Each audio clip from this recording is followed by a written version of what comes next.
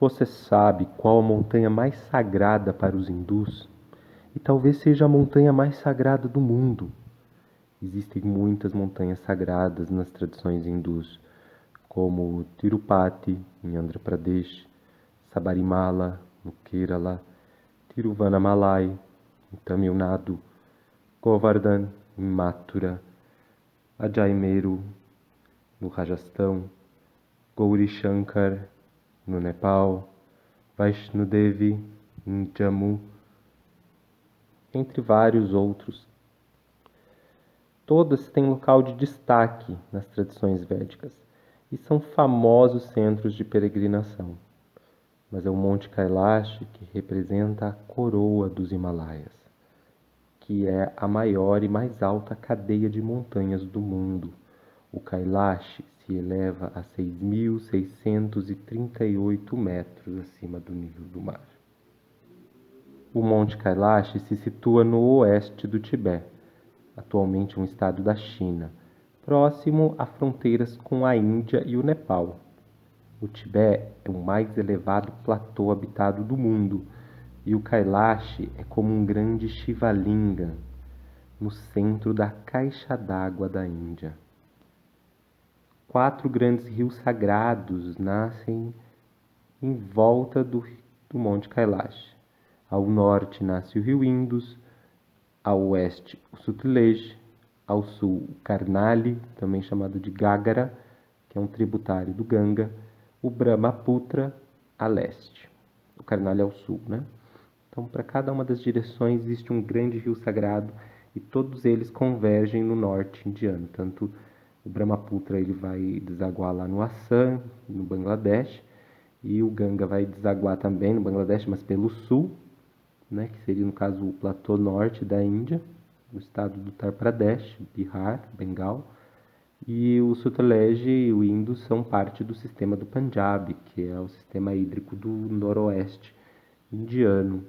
E os outros rios do Punjab, o Jhelum, o Chenab, o Ravi, o Beas, e também o Yamuna e o Ganga, eles também nascem na região, eles não nascem em volta do Kailash em si, mas um pouco mais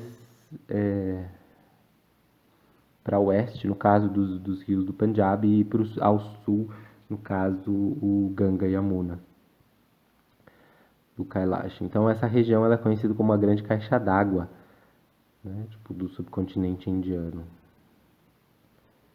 O Monte Kailash é considerado muito sagrado no Tibete, Nepal e Índia. Ele é sagrado nas 4 grandes religiões locais. Para os hindus, é a morada do Senhor Shiva e sua esposa Parvati. Para os budistas, é a morada de Demchok, uma encarnação de Buda. Para os Jains, é o lugar que o primeiro Tirthankara atingiu moksha, liberação. E para a religião Bon, que é uma religião tibetana local, é o eixo cosmológico do planeta.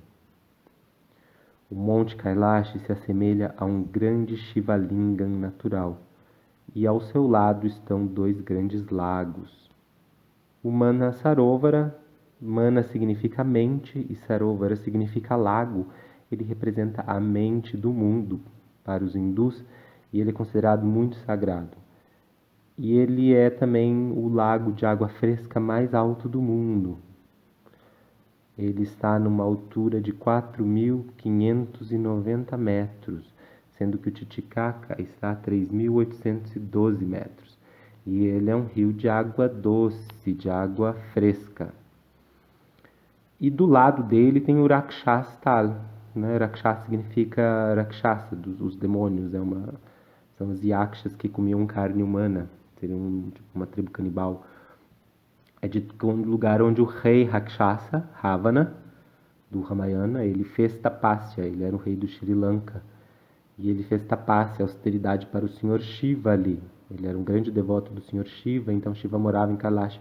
Ele fez ali durante muito tempo tapasya, ele adquiriu muito poder místico, é dito que ele foi a única pessoa que conseguiu erguer o Monte Kailash. Ravana, ele tinha tanta devoção, ele acreditava que o Monte Kailash era o próprio Senhor Shiva, ele ergueu o Monte Kailash. E aí com isso ele obrigou Shiva a se manifestar. E dá bênçãos a ele. Então, os hindus acreditam já que o Rakshas Tal, ele é um lago amaldiçoado, né? Porque no lugar é associado à tribo dos Rakshasas. E por coincidência, né, talvez por essa razão também, que ele é considerado amaldiçoado, ele é um lago salgado, salobre, sem vida. Não existem plantas aquáticas, não existem peixes nele, não existe nada. Então os hindus eles não chegam nem perto do Rakshastal e costumam ir tomar banho no Manasarovara, mesmo com a água sendo gelada. Naquela altitude eles costumam ir tomar banho no Manasarovara. Os hindus então acreditam que o Senhor Shiva realmente reside no Monte Kailash com sua esposa Parvati e seu filho Ganesha. Kartikeya também nasceu por ali, foi criado ali pelo menos, ele não nasceu, mas ele foi criado ali. Para alguns o Senhor Shiva é o próprio Monte Kailash e os Himalaias sendo os seus cabelos enveredados, de onde escorre as águas do rio Ganga, o rio celestial. Então agora eu vou contar para vocês o nascimento, a história mítica, né, dos Puranas sobre o nascimento do rio Ganga. É dito que tinha um demônio da dinastia de Prahlada e Virochana, né, que chamava-se Bali Maharaj, um grande rei demoníaco. E por ser muito austero, caridoso e por seguir disciplinas muito rígidas, né, dentro do Dharma, Bali adquiriu muito poder e ele se tornou invencível. Com isso ele conquistou os 3 mundos, o mundo dos semideuses, Swargaloka, o mundo dos humanos, o Buloka, e o submundo, o mundo intraterreno, que é chamado de Pataloka. Então ele expulsou os devas, né, os seres divinos celestiais do paraíso celestial, do Swargaloka, e se tornou o rei invencível dos 3 mundos. Então os devas eles foram até o Senhor Brahma. O Senhor Brahma ele é o criador, né? Então ele foi pedido auxílio ao Senhor Brahma e o Senhor Brahma então, junto com os semideuses, recorreram então ao Senhor Vishnu. Então o Senhor Vishnu garante aos devatas e ao Senhor Brahma que ele vai impedir a coroação de imperador dos 3 mundos de Bali Maharaj. E aí então Vishnu nasce no ventre de Aditi. Então ele é um dos 12 Adityas e ele é mais novo que os outros irmãos dele, como Indra. E por isso que ele recebe o nome de Upendra no Rig Veda. Vamanadeva ele nasceu como um anão brahmachari, ele era um menino brahmachari. E ele apareceu então na cerimônia de Bali Maharaj. Bali Maharaj, né, ele estava fazendo o Yagya, que é uma cerimônia religiosa que iria consagrar ele como rei imperador dos 3 mundos, se ele conseguisse realizar essa cerimônia. E o guru dele é Shukracharya. Shukracharya é o planeta Vênus, o guru dos demônios. Ele aconselhou Bali Maharaj. Ele falou: Bali, Vishnu vai vir tentar te enganar.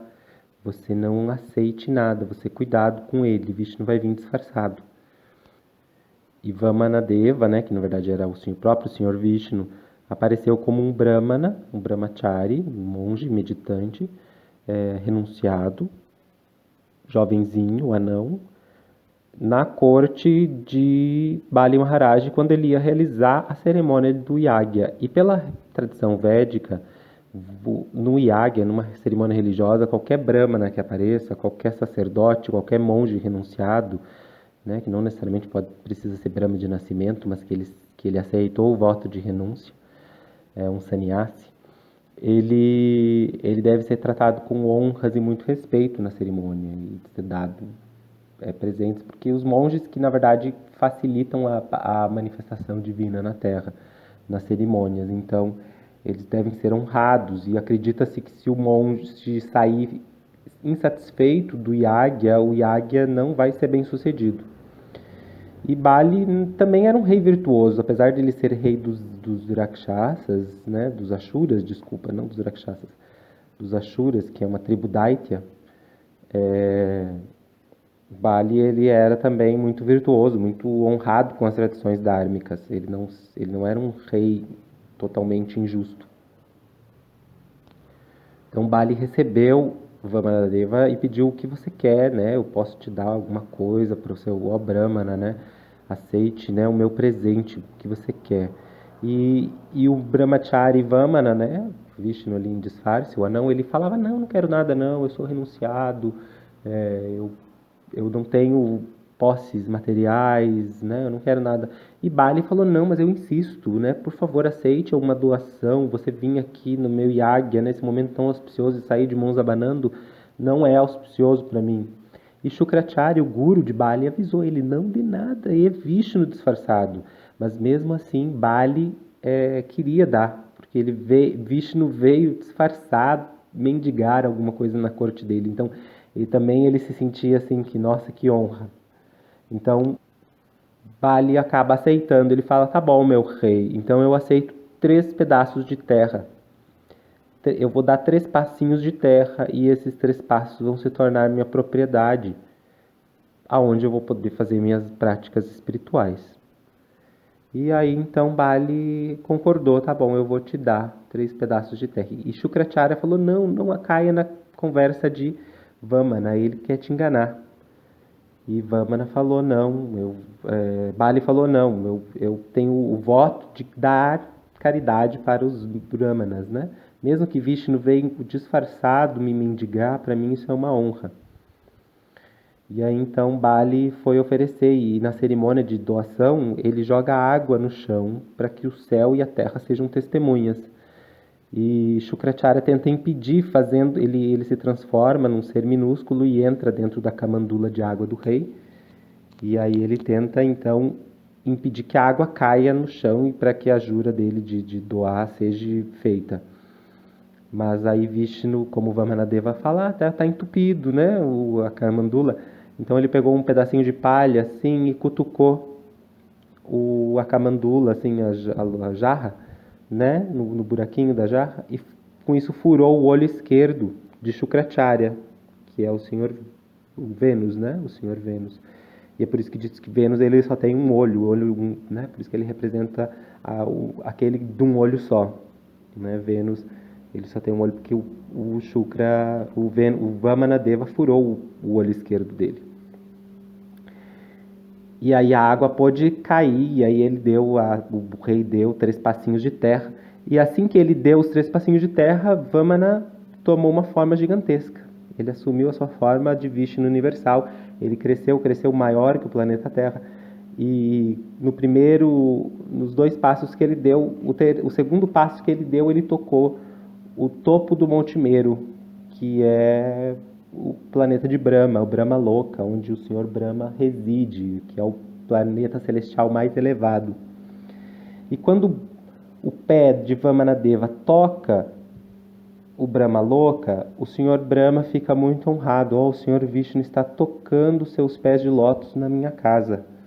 Eu preciso lavar os pés de lótus dele. É uma tradição védica que quando você recebe uma pessoa que você honra, você lava os pés dela quando ela chega na sua casa.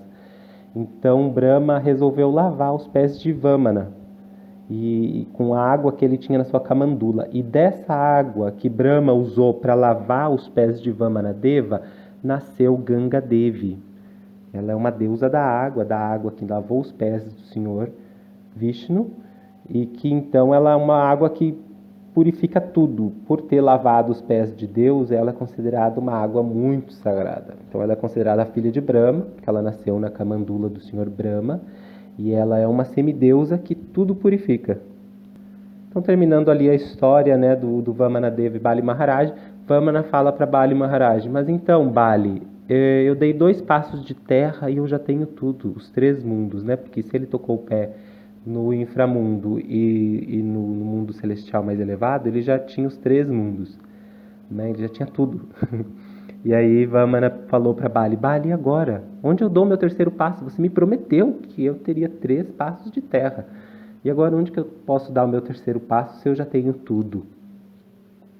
Aí Bali, muito humildemente, né? Tipo, ele veio da dinastia de Prahlada Maharaj, ele tinha também uma natureza devocional, apesar da sua tradição axúrica, né? Ele se rendeu ao Senhor e falou na minha cabeça, né? Deu o seu terceiro passo na minha cabeça.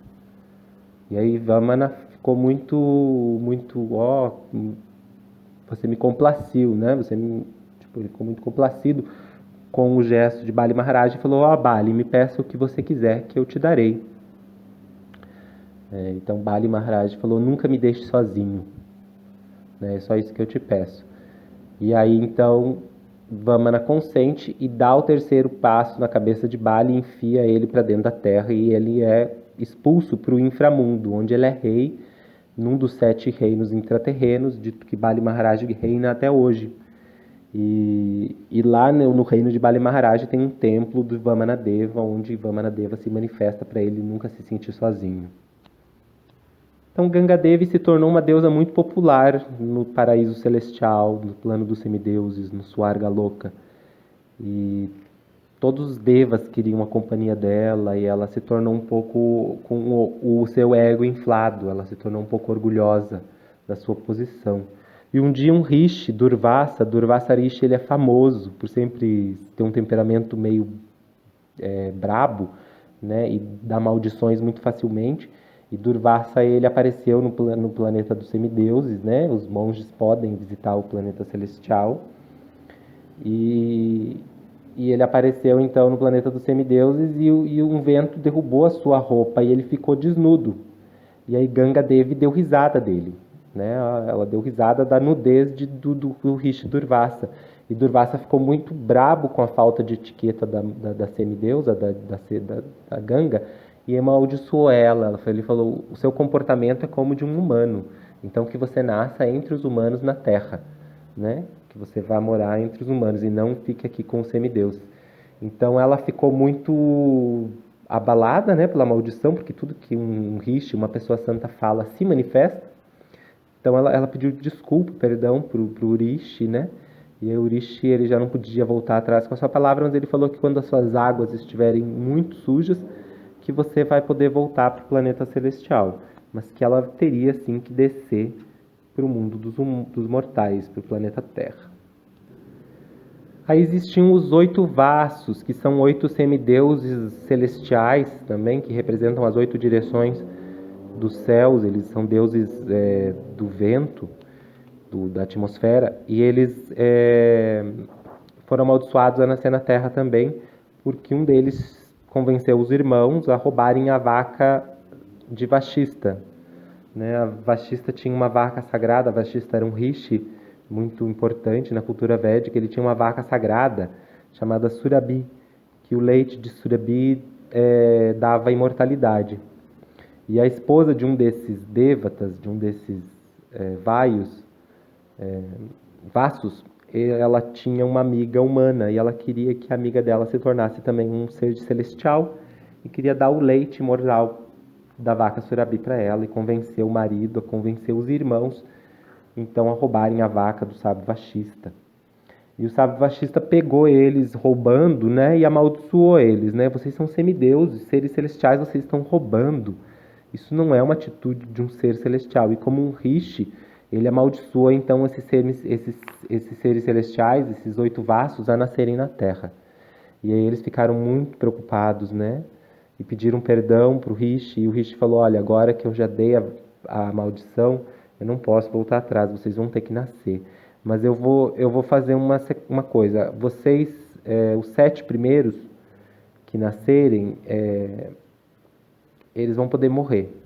Somente o 8º, um de vocês que convenceu os irmãos a roubar, esse vai ter que ficar na Terra. Os outros, eles podem morrer logo depois que nascer. Vocês apenas precisam fazer os ajustes para que isso aconteça. E aí eles foram até a Ganga Devi, porque sabiam que ela também ia nascer na Terra como um rio sagrado, e pediram para que ela fosse a mãe deles na Terra. E que ela, então, assim que eles nascessem, eles fossem jogados nas águas do rio, e assim eles pudessem abandonar o corpo humano e voltar a ser um semideus no planeta celestial. E é assim que começa o Mahabharata, né? Vocês forem ler o Mahabharata, ele começa com o rei Shantanu. O rei Shantanu, ele tá caçando, e aí ele passa pelo rio Ganges, né? e ele vê uma grande semideusa, que era Ganga, né? E uma mulher muito linda, e ele quer muito casar com ela, ele faz a proposta para ela ali mesmo, né? Ó, case comigo, ó Deus, eu sou o rei de tudo aqui, e você me casa comigo, eu te dou o que você quiser. E ela falou, olha, eu só caso com você se você me deixar, você nunca me contrariar. Se você, o primeiro dia que você falar, por que você está fazendo isso, eu não quero que você faça isso, eu vou embora e nunca mais volto. Ela fez essa demanda, né? Tipo assim, que ele não poderia contestar ela em nada, nenhuma ação.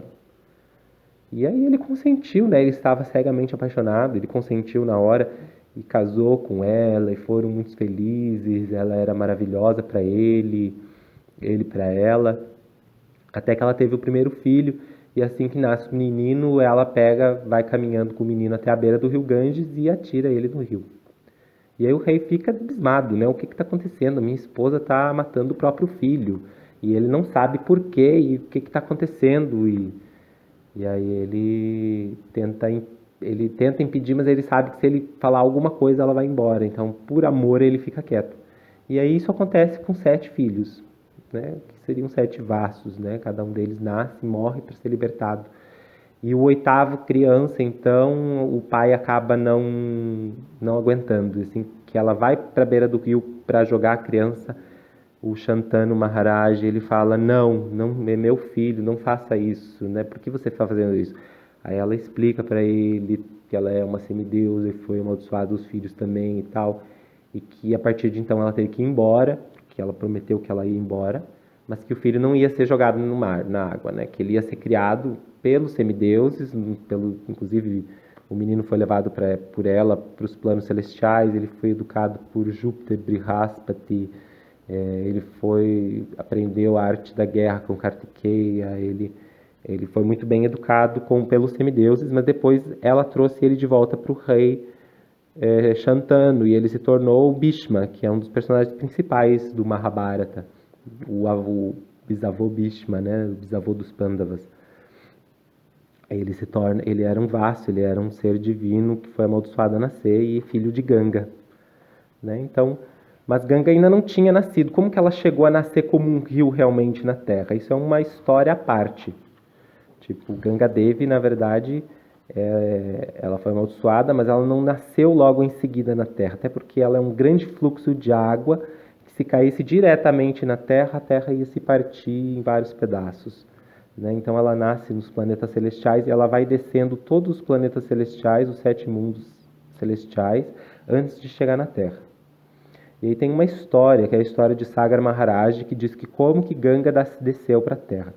Sagar Maharaj era um grande rei que estava também conquistando todo o norte da Índia, todo o antigo Bharatavarsha, né? Todos os grandes reinos da Índia ele tinha conquistado e ele estava se tornando o imperador, o Chakravarti, que chama na cultura védica. E ele ia fazer um sacrifício em que eles levavam um cavalo para vários reinos, e onde o cavalo chegasse, o reino em que o cavalo entrou tinha que se submeter ao rei como imperador.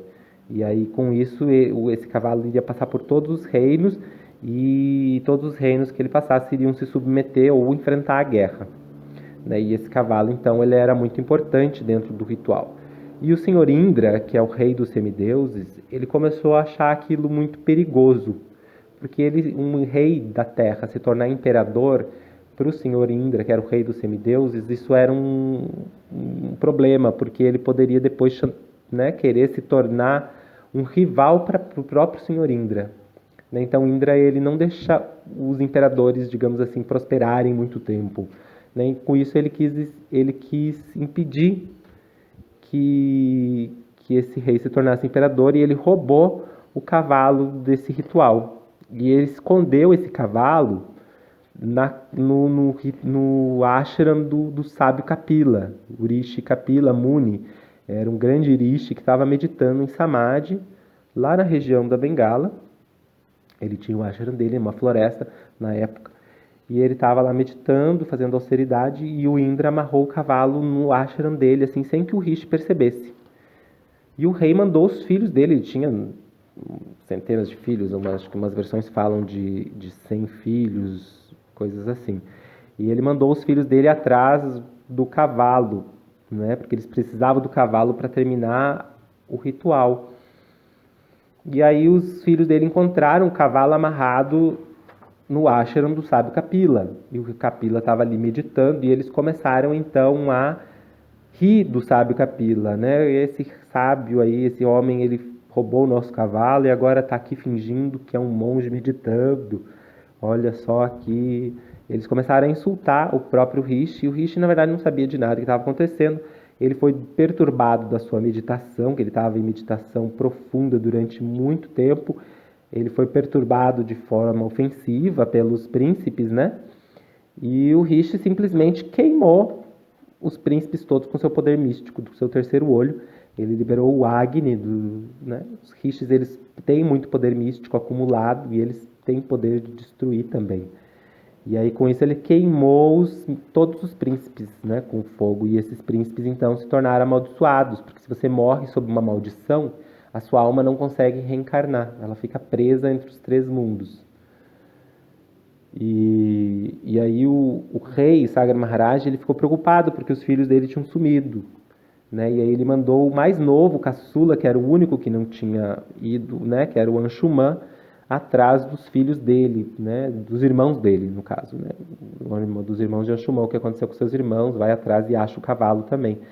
E aí o Anshuman foi até também o ashram do Kapila Muni e ele viu o cavalo lá e ele viu o monge meditando. Diferente dos irmãos dele, ele sentou aos pés do monge e ficou meditando junto, esperando o monge acordar. E assim que o monge acordou, depois de vários dias, o monge falou: "Ó, meu filho, o que você gostaria de mim, né? O que eu posso te ajudar?" E aí o menino contou, o Anshuman, o príncipe, ele contou: "Olha, meus irmãos morreram, sumiram, né? Desapareceram, estava atrás do cavalo e eu estou vendo o cavalo aqui. Eu queria saber o que está acontecendo."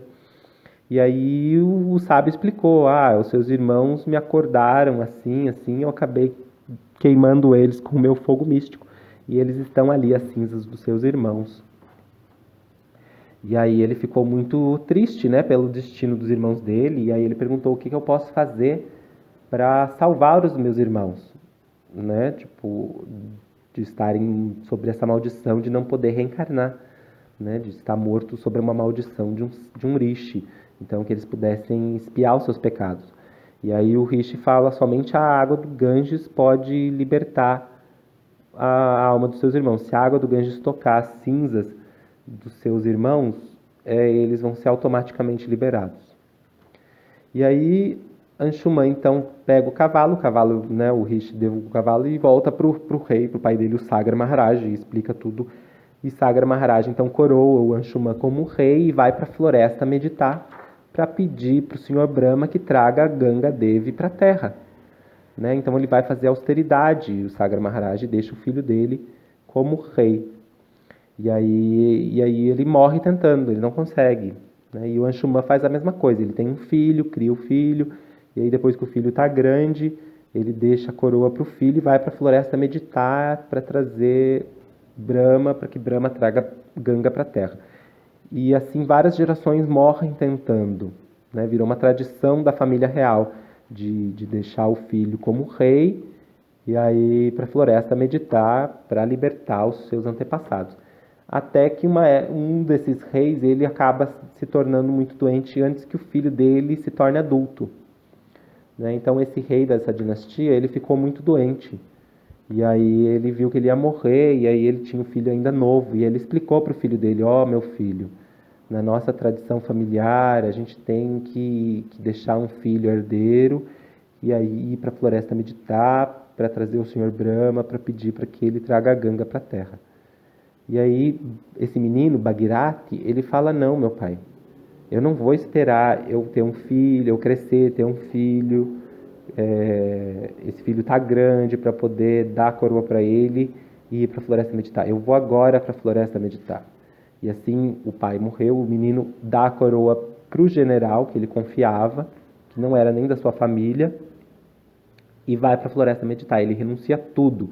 Ele renuncia ao reino, ele renuncia a uma vida familiar, ele vai ainda celibatário, ainda jovem, ainda sem nunca ter casado, para a floresta meditar, com toda a sua potência, com todo o seu sêmen. E com isso ele faz muita tapácia, muita austeridade e ele consegue o darshan do Senhor Brahma.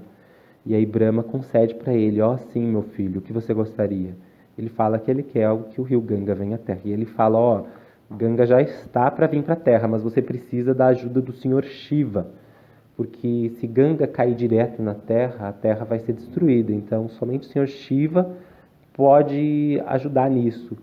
E aí, então, o Bhagirath faz mais austeridade até o Senhor Shiva dar o Darshana para ele. E aí o Senhor Shiva, então, concorda em ser, então, o receptáculo, né, do rio Ganga.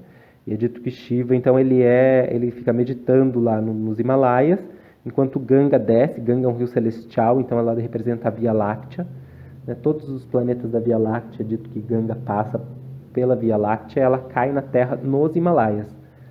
E ela cai em cima do Senhor Shiva, né? O Senhor Shiva, com os dreads dele, ele controla, então, essas águas turbulentas da Ganga e liberta essas águas de forma gentil e suave pelos seus dreads, né? Que é o rio Ganga hoje. E aí, então, Bhagirath, né? Que ele ficou responsável por trazer Ganga à Terra, ele também ficou responsável por abrir o caminho, né? Shiva dá uma concha mágica para ele, que ele toca essa concha, esse búzio, e vai abrindo a terra, né? E aí com isso ele foi levando o rio Ganga até a foz do rio Ganga, que é na Bengala, onde o rio Ganga então lavou os cinzas dos antepassados e libertou, né, então a alma desses jovens príncipes que tinham sido mortos. E aí então Bhagirath se torna, né, também muito festejado pelos seres divinos. Então o rio Ganga é um rio cósmico, ele é um rio celestial, que ele desce de toda a Via Láctea, né, que vem o topo do Monte Meru, seria a Via Láctea. E o Monte Kailash ele está conectado ao que a gente conhece como Monte Meru, que na verdade o Monte Meru é o eixo da Terra. Mas o Monte Meru não é exatamente o Monte Kailash. O Monte Meru, na verdade, ele está na região do Pamir, a noroeste da Caxemira e no leste do Tajiquistão, que é um platô central com várias montanhas. E é descrito nas escrituras que o Kailash está ao sul do Meru, ao leste do Meru está a montanha Mandrachala, ao norte do Meru está a montanha Kumuda e ao oeste do Meru está a montanha Supasarva, né, o Kailash ao sul. Então, na verdade, o Meru ele é um complexo de montanhas, né, que se você for ver o Pamir Knot, o Meru ele é um nó que dali se vai os Himalaias e também vários outros complexos de cadeias montanhosas. Então ele é como um platô central das montanhas, que une várias montanhas do subcontinente asiático e de outras partes da Ásia também. O mais incrível no Monte Kailash é que nunca nenhum montanhista conseguiu escalá-lo. Né? É dito que ele é um monte impossível de escalar. Os budistas tibetanos locais acreditam que somente Milarepa, que foi um monge em 1100, que conseguiu escalar o Monte Kailash. E existem muitas anomalias no Monte Kailash. É dito que o tempo passa mais rápido. Né? As pessoas que tentaram escalar, eles relatam histórias de envelhecimento rápido. O avistamento de OVNIs, né? As famosas Vimanas. Também desaparecimento de pessoas. O cientista russo Ernest Muldashev, ele pesquisou o Monte Kailash durante muitos anos e ele acredita que ele é uma pirâmide no centro do mundo e que abaixo dela existem duas cidades que guardam segredos do genoma humano. Então esse cientista russo ele pesquisou muito e essas afirmações que ele dá sobre o Monte Kailash. Próximo do Monte Kailash está também a montanha chamada Om Parvata, que é uma montanha que faz o desenho do símbolo do Om. É dito que muitos sadhus habitam em cavernas subterrâneas, embaixo da neve. Sim, existem alguns sadhus que eles vivem sem roupa, somente com uma tanguinha, sem calçado, sem nada, e eles residem nos Himalaias, também na região do Monte Kailash, e eles costumam fazer cavernas subterrâneas embaixo da neve para morar. Né? Então, existem sim esses sadhus. Existe também uma mítica na região local, né, que é Shambhala, também conhecido como Shangri-La, que é dito que embaixo dos Himalaias existem uma cidade mística sagrada, que intraterrena, de povos humanos, mas também que existem outros seres místicos lá, míticos, que habitam, né? Shambhala, segundo os Puranas, vai ser onde vai nascer o Kalki Avatar, que vai ser o último avatar de Vishnu. Ele vai nascer como filho de um Brahmana em Shambhala. E Shambhala fica ali embaixo do Monte Kailash. Ele é uma região, não só do Monte Kailash, é uma região, uma cidade, né? E na verdade existem vários reinos intraterrenos ali que podem ter acesso, segundo as tradições védicas e budistas.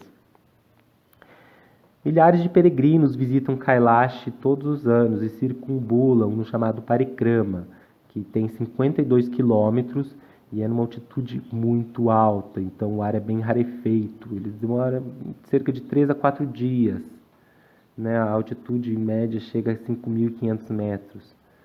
E algumas pessoas ainda fazem o parikrama, né, a circunvalação, fazendo dandavat, que ele se prostra e levanta, se prostra e levanta. E ele demora assim 2 semanas para completar a peregrinação.